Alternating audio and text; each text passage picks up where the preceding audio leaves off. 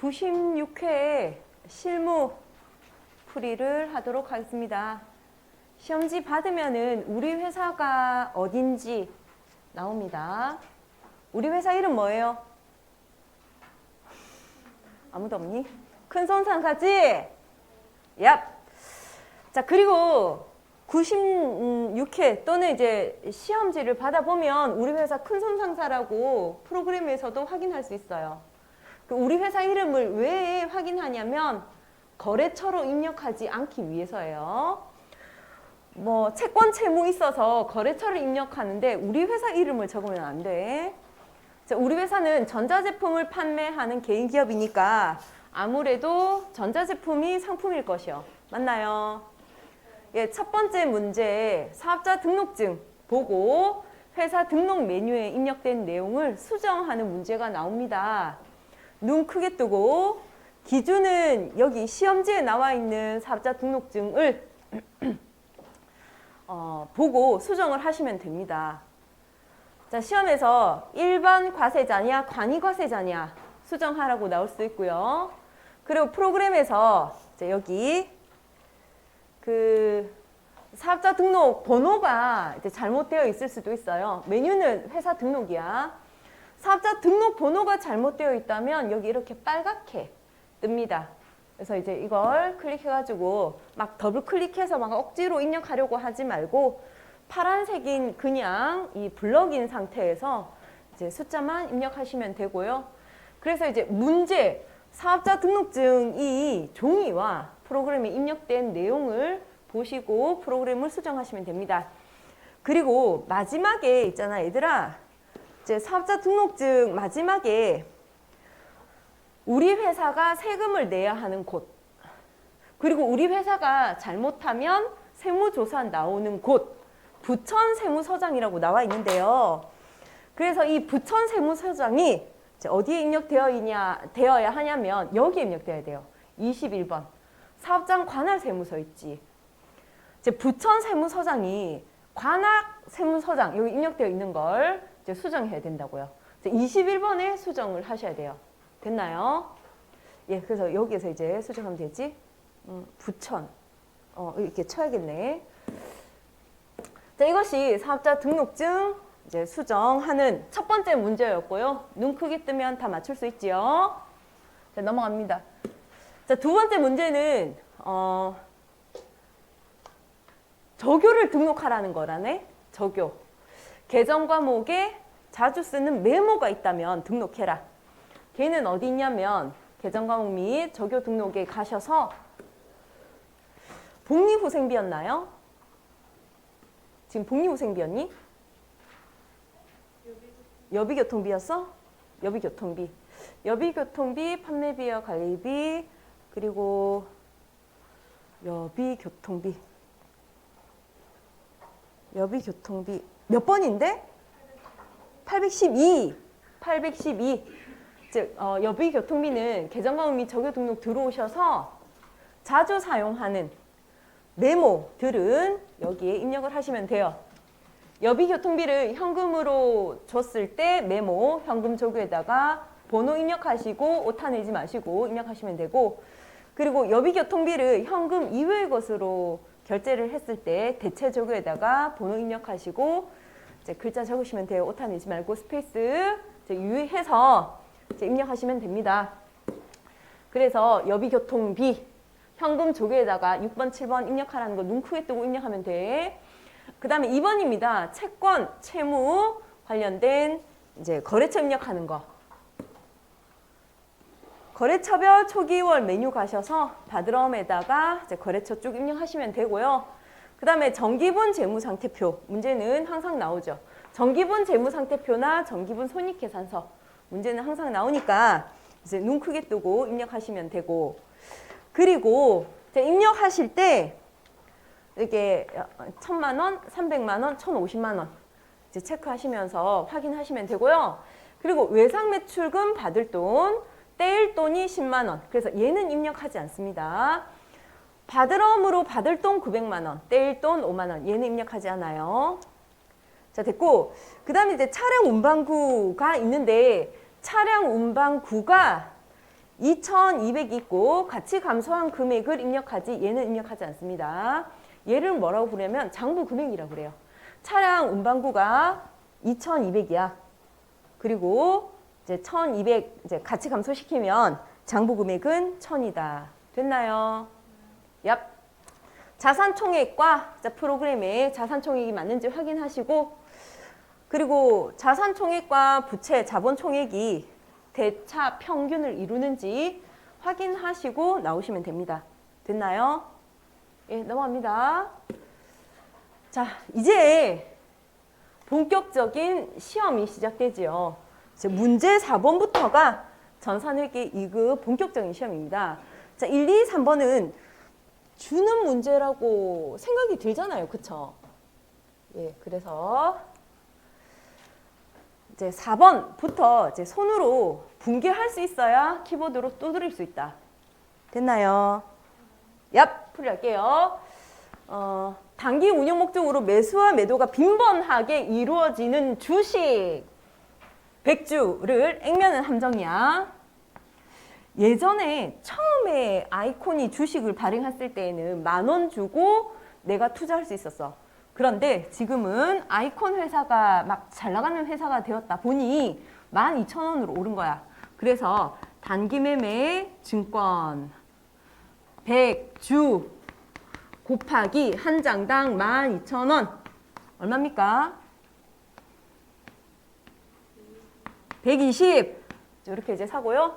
그 다음에 보통예금 103 120만 원 이렇게 하면 되지. 주식 사고 보통예금에서 돈 나갔다 끝이잖아. 주식 사고 보통예금에서 돈 나갔다 끝. 차변 입력하시고 대변 입력하시면 되죠. 됐나요? 예, 채권 채무가 아니기 때문에 거래처 입력할 곳은 없습니다. 자, 넘어갑니다. 자, 8월 13일입니다. 강원기계의 외상매입금 250만 원을 외상매입금 부채야. 이 이야기가 왜 나오겠니? 지문에서. 외상매입금 빚 이야기가 왜 나오겠어? 돈 줬다. 이런 이야기 하려고 그러잖아. 그래서 빚이 있는데 봐봐. 지급하기 위해서 중요한 건 받아서 보관 중인 어음을 준 것이요. 등 뒤에 글을 써서 줍니다. 그래서 빚 갚느라 받아놓은 어음을 줍니다.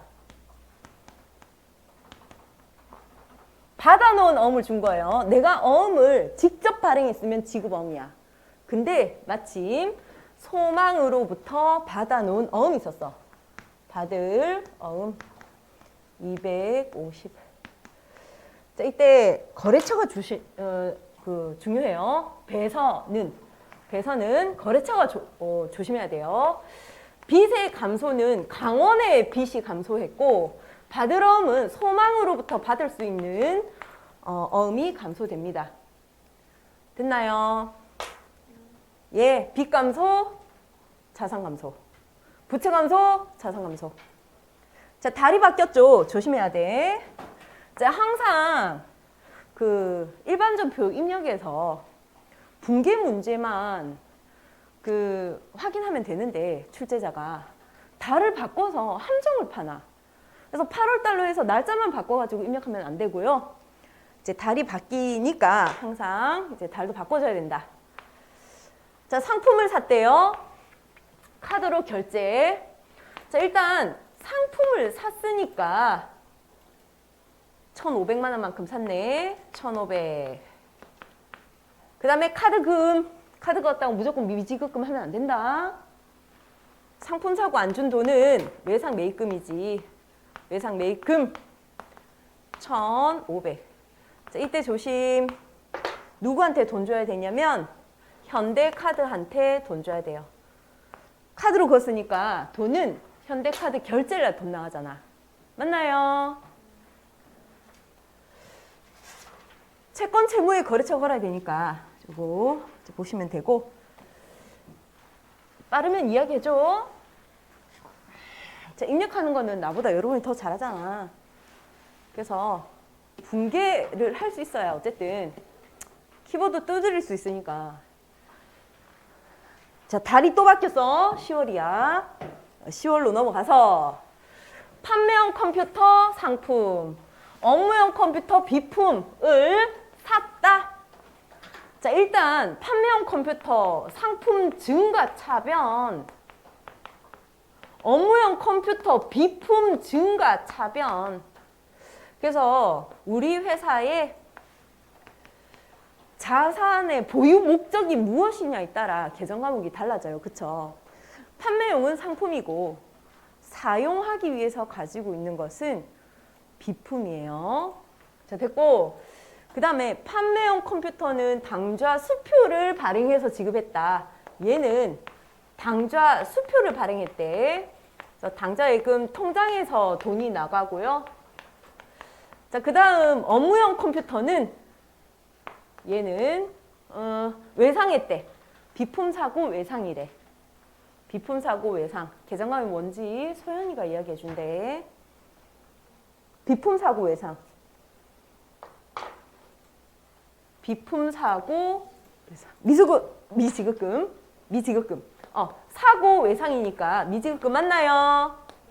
얍. 자, 300. 이때 이제 미지급금은 채무, 줄 돈이니까 거래처를 꼭 입력해야 돼요. 하나 컴퓨터한테 돈 줘야 함. 할 수 있습니까? 넘어갈게. 자, 5번 11월 25일. 세월이 참 빨라요. 빠르게 일반 전표 입력 메뉴에 일반 전표 입력 문제에 시간이 빠르게 흐르고 있다. 8월부터 시작해가지고 벌써 11월이 됩니다.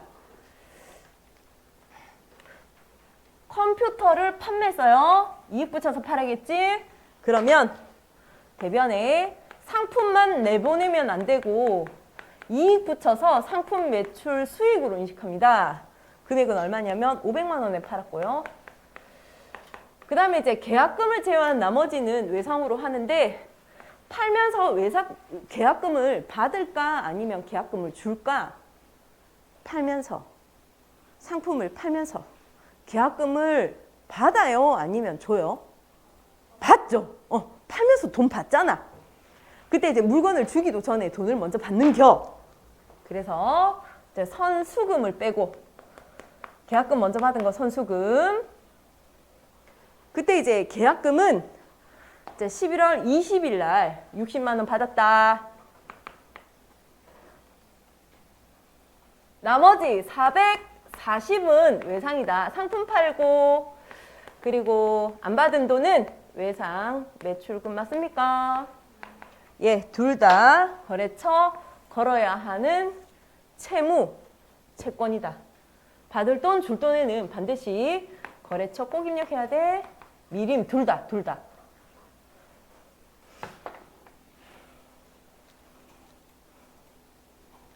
됐나요? 넘어갑니다. 아이쿠.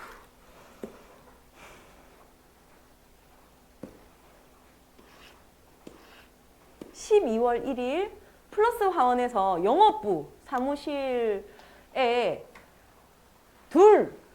화분을 구입했대요. 그 다음에 이제 지출한 금액 63,000원 중 33,000원은 현금, 3만원은 농협카드. 화분 계정 과목은 소모품 B로 하라고 했으니까 수험생이니 시키는 대로 합니다. 그래서 화분 산 거 팩트, 계정 과목은 화분 소모품 B로 하래.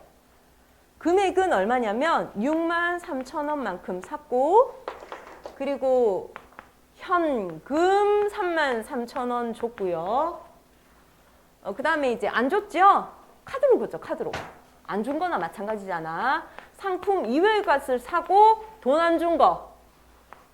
걔는 미지급금. 돈은 카드 결제일 날 빠져나갑니다. 따라서 농협카드로 거래처를 입력하시면 돼.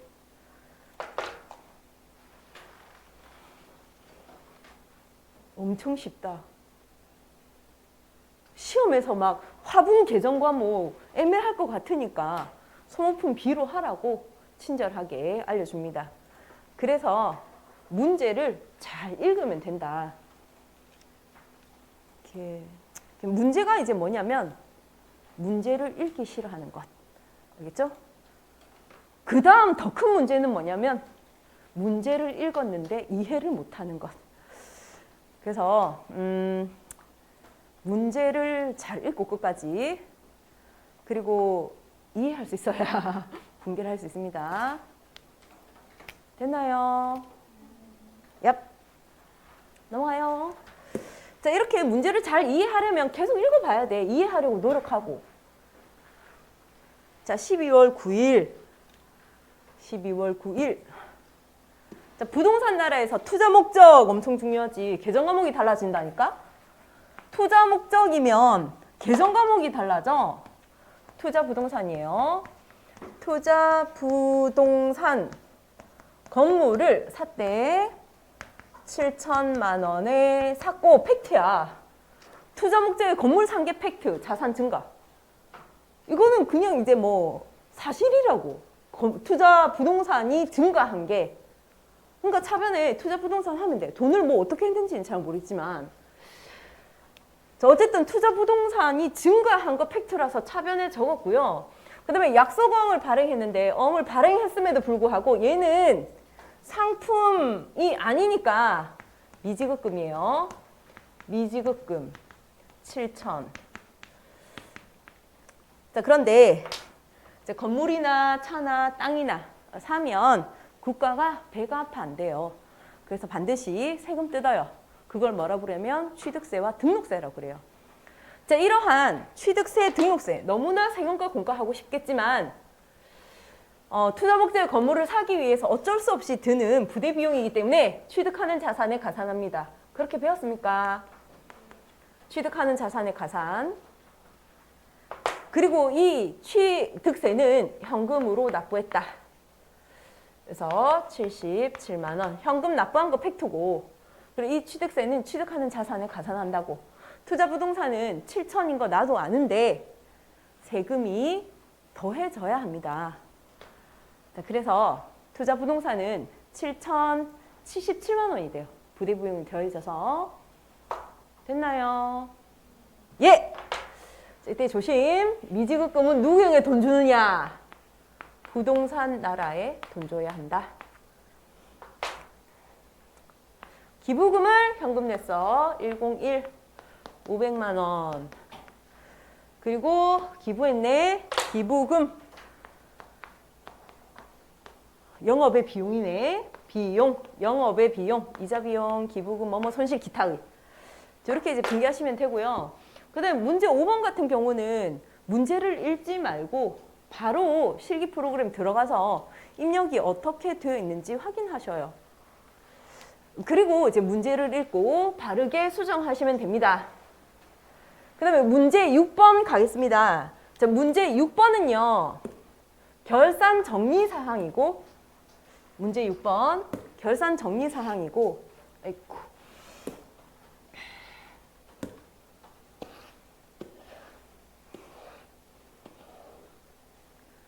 그 수동 분계와 자동 분계가 나누어져 있어요. 그걸 우리가 수동 분계로 할지 자동 분계로 할지 이제 결정해야 되고 말퇴대감이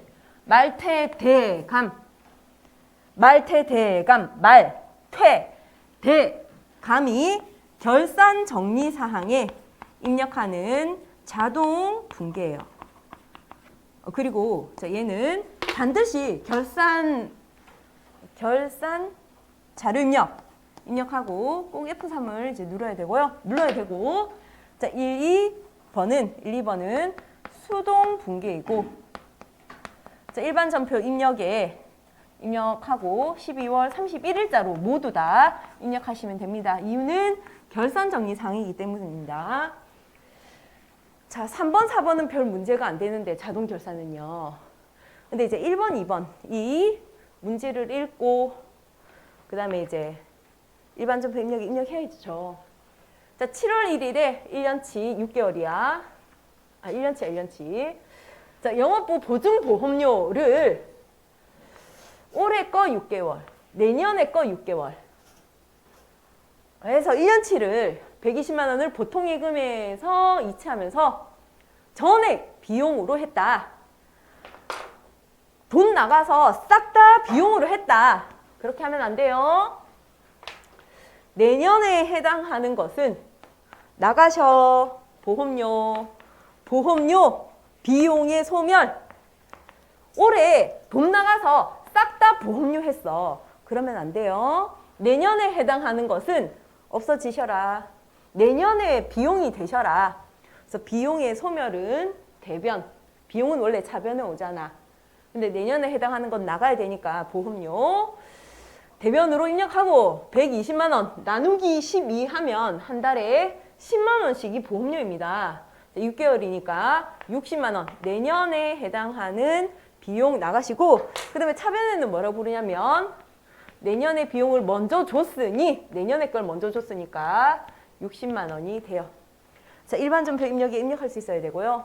자, 2번입니다. 단기 매매 차익을 목적으로 보유하고 있는 주식 단기 매매 증권이지요. 자, 이때 이제 처음에 샀을 때는 5,000원. 다행히 12월 31일 공정하게 사고 파는 금액 12월 31일 공정 가치 금액이 7,000원으로 올랐어요. 자, 하라는 상품 파는 주된 업무는 하지 않고 주식 사고 팔면 12월 31일 날 반드시 평가하게 되어 있거든. 올랐는지 내렸는지 주주나 채권자들한테 보고해야 돼. 그래서 결산에 제 주식의 평가가 있습니다. 자, 이때 어쨌든 주식이 올랐어. 다행이야. 단기 매매 증권 몇 장을 가지고 있냐면 100장 가지고 있어. 곱하기 100주 곱하기 7,000원에서 올랐어요. 빼기 5,000원. 공정 가치에서 취득 원가 장부에 적혀 있는 금액을 빼면 오른 금액이 돼요. 20만 원이 올랐나요? 예. 그리고 이제 대변에는 뭐라고 부르냐면 단기 매매 증권 평가에서 지금 이익 20만 원 수익의 발생으로 입력해 주시면 됩니다. 주식의 평가 12월 31일 날 합니다. 주주가 궁금해하거든. 올랐는지 내렸는지. 자, 이렇게 이제 하시고 그 다음에 입력하고 조회하고 하면 돼요. 자, 10분 쉬었다가 빠르게 입력할게요.